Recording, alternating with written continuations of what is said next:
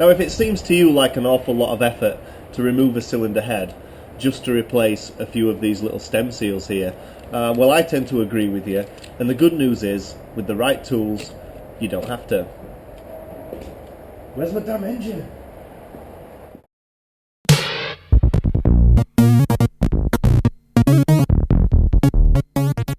So the actual fitting of these seals is a pretty simple procedure. Getting to them, however, is a bit of a different story because these things are tucked right away inside the valve spring. So if you're going to do this job with the head on, you've got two main problems. One, how do you compress the valve spring in order to remove it? And then two, once you've removed the valve spring, how do you stop the valve from falling into the cylinder?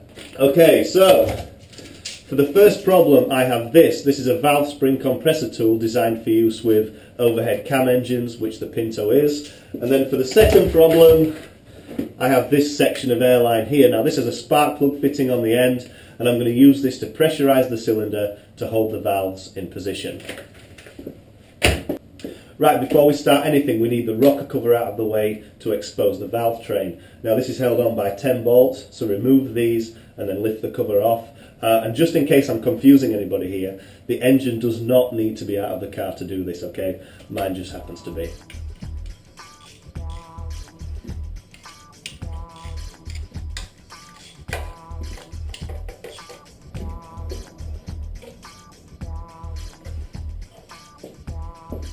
So before we go any further, a quick rundown as to why I'm doing this. Well, the main symptom of faulty stem seals is a cloud of blue smoke from the exhaust when you start the car after it's been sat for a while. Now this is basically because the faulty seal or seals over time let oil down the valve guide and into the combustion chamber, and then when you start the car it burns off the excess oil, and that's why you get the cloud of blue smoke. Now this engine was doing that pretty bad, I've got to say, and when I removed it from the car I noticed straight away that my problem lied on cylinder number 4. Now why do I say that? Well, if you look towards the exhaust ports on the engine, you'll see that 1 through 3 are sooty, as you'd expect, and then when you get to number 4 it's sooty and oily. Now this is a dead giveaway that something is amiss on cylinder number 4. And then sure enough, if we look towards the stem seal on the exhaust valve of cylinder number 4, we can see that it's been completely dislodged from the top of the valve guide and is just riding up and down on the valve stem. Now this is basically doing nothing. I've had this problem before. I've got to say it's probably too much of this. And the only solution I've found is to glue the seal in place. Now that's exactly what I'm going to do today. So let's get to it, and first I need to remove the oil spray bar here. This is held on by 3 10mm bolts.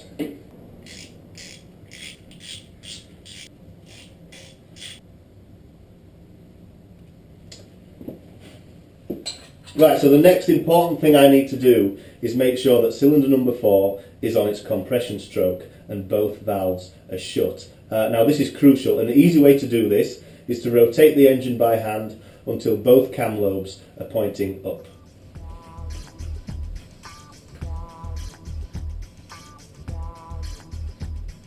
That should about do it.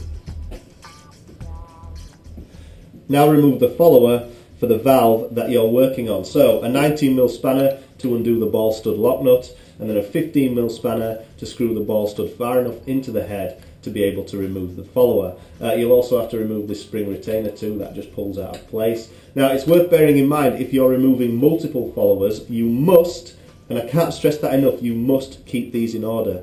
They need to go back in exactly the same place.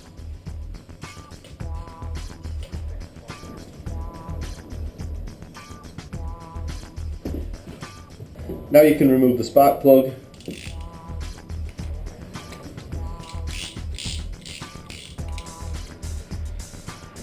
And then screw in the airline.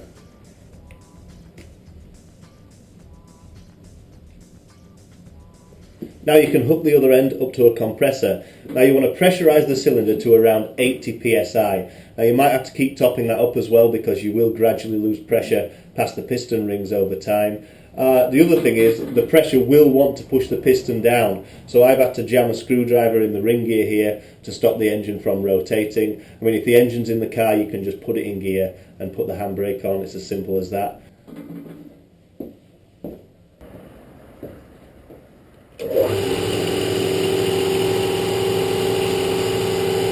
And once you're up to pressure, a quick tip now is to give the spring cap a sharp knock with a suitable size socket. That'll just break it free from the cotters. So now you can use the spring compressors to compress the spring.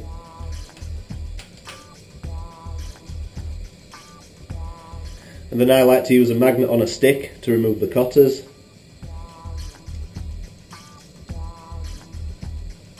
That's one. That's two. Now you can uncompress the spring. My tool just broke.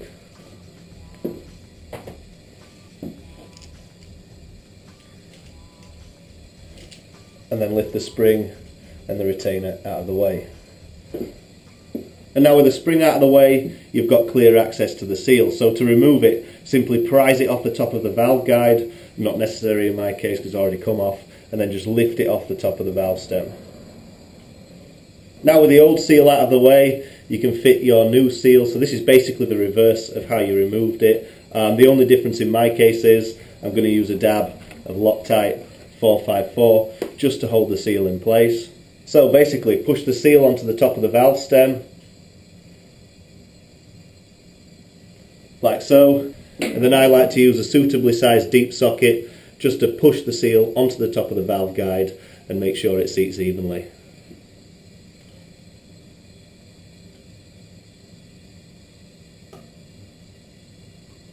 Like so.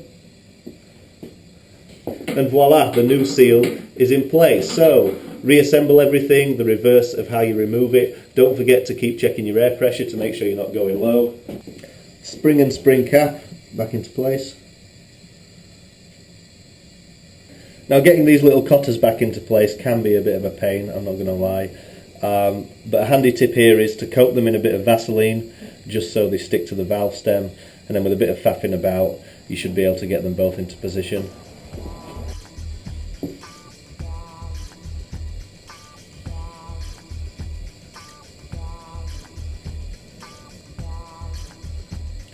I like to get one in, then try and spin it 180 degrees, so getting the next one in is a bit easier. So I'm editing this video and I'm realising it's not exactly easy to see what's going on here. So here's a spare valve, here's a spare valve spring I've got, a spring cap, and now these are your two cotters. These sit in the grooves on the top of the valve stem, like so, and when you uncompress the spring, they what hold everything in place. So that's essentially what you're trying to do. Nope, fail.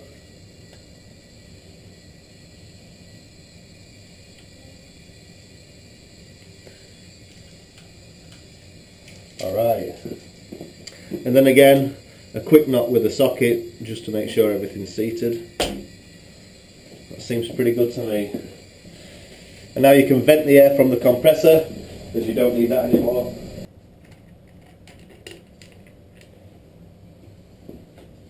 Then refit the follower.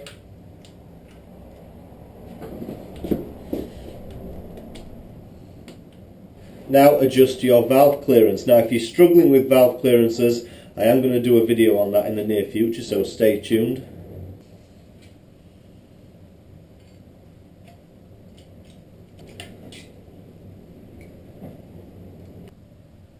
Excellent. Now that is the hard part over and done with. Now of course if you're replacing the full set, you're going to have to repeat this process for every valve in the engine, and it is a fairly time consuming process, even for an 8-valver, but I still strongly believe it's a hell of a lot easier than removing the cylinder head. And what's more, if you've already got access to a compressor, when you price up the tools for the job, it's not going to be that much different from buying new gaskets, new head bolts, etc. Except doing it this way around, you've got some shiny new tools for your garage. And who doesn't like shiny new tools, right?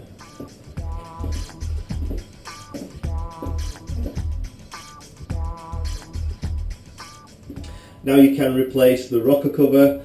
If you destroyed this cork gasket when you took it off, well, you're going to have to replace that. I got away with it this time.